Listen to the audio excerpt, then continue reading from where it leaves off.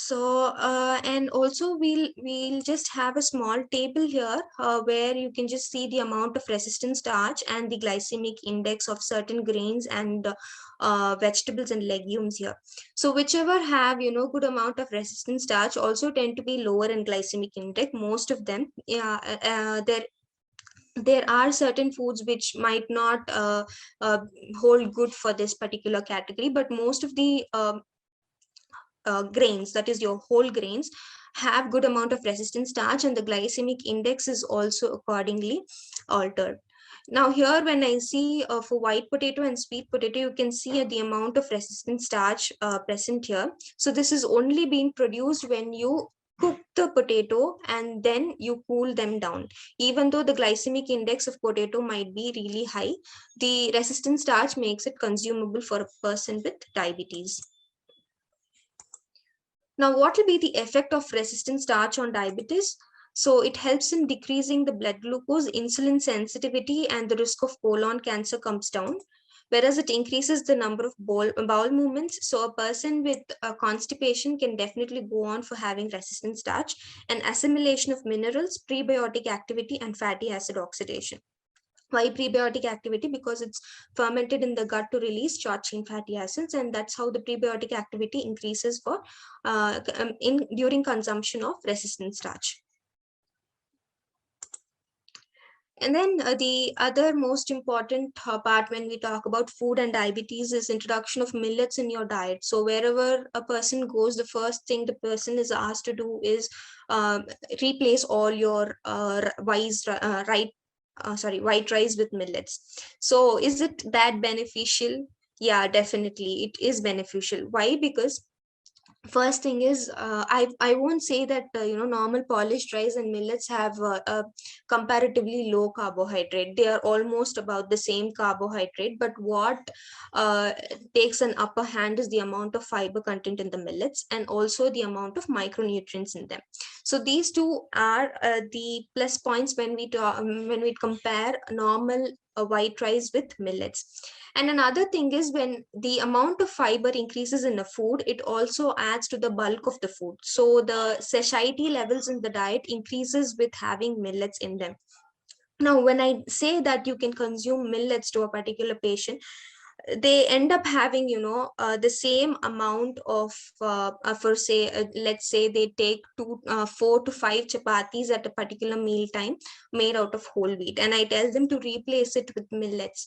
So they take the same amount of rotis and say that I did not have a decrease in my blood glucose. That shouldn't be the case. So you also, even if though you are going to consume millets, you have to keep an eye on the portion size. Excess amount of millets or also excess of carbohydrates that's going inside your body. So what are the other alternative grains apart from millets, that apart from white rice, that you can consume are buckwheat, amaranth seeds, quinoa, millet, red rice, brown rice, and novel low GI varieties. So when I talk about quinoa, I wouldn't really recommend people to use quinoa in their regular diet, because the first thing is quinoa, it's not really affordable to many of the population. The second thing is it's a pseudo cereal, as well as it is also something which is procured from the other the other side of the world, that's the western population.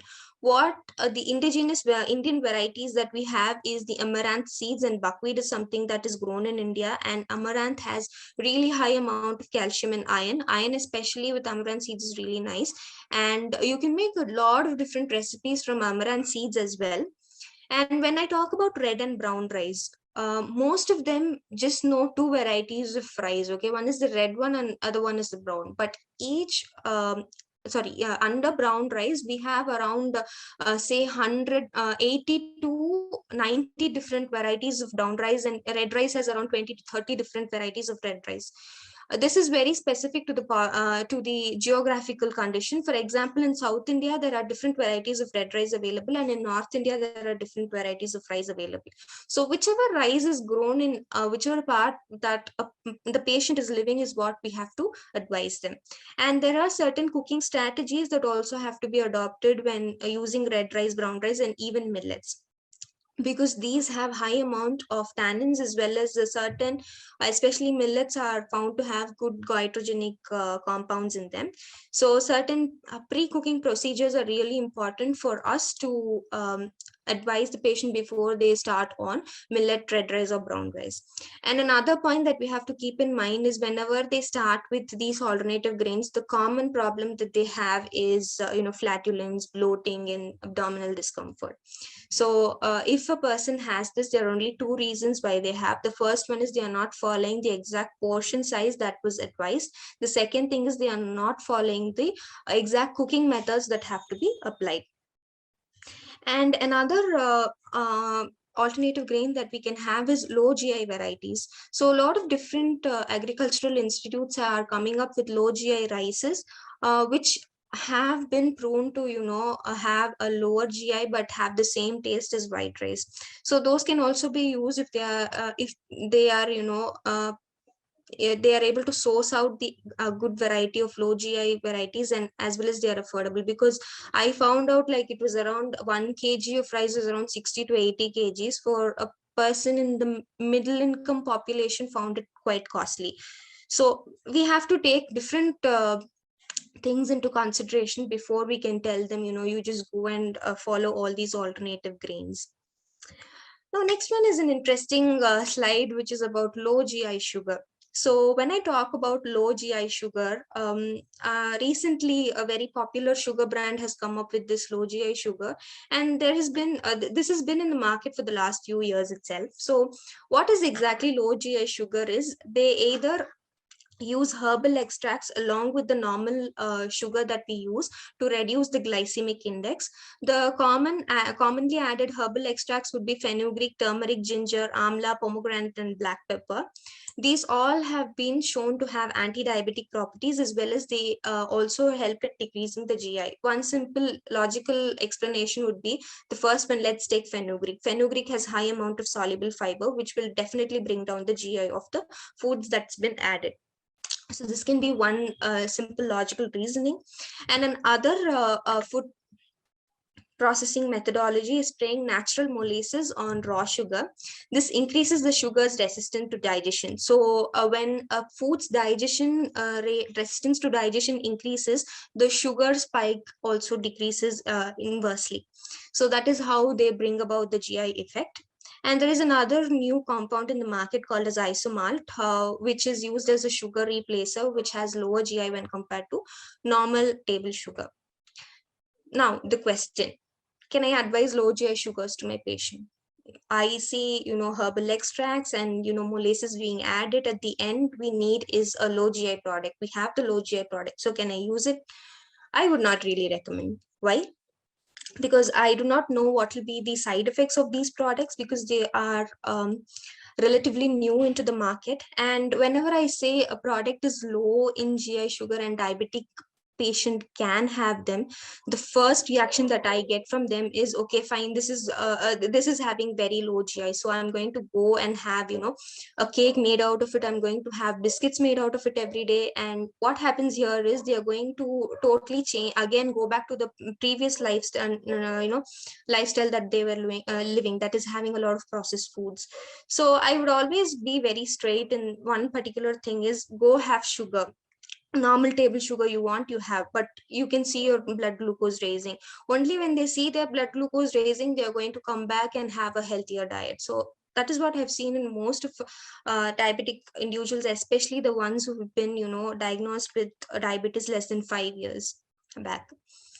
So now we've talked so much about sugar, carbohydrates, and all of that. So what does the American Dietetic Association go by? So the American Dietetic Association says that low carbohydrate eating patterns generally indicate challenges with long-term sustainability, which is actually a valid point, and we've been seeing that in practice as well.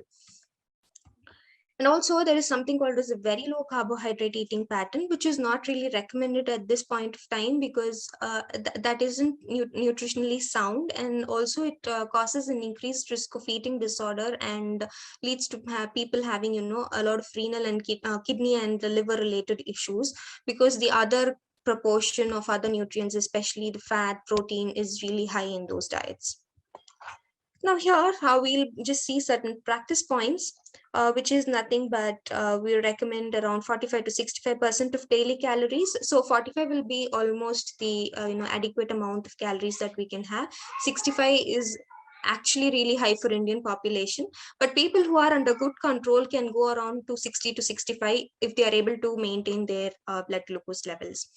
And then we have a high fiber diet, both soluble and insoluble, where the total fiber intake is around 35 to 40 grams per day. Resistant starch and replacing uh, milled and polished white rice with other native varieties, replacing refined sugars and natural sugars to be taken occasionally.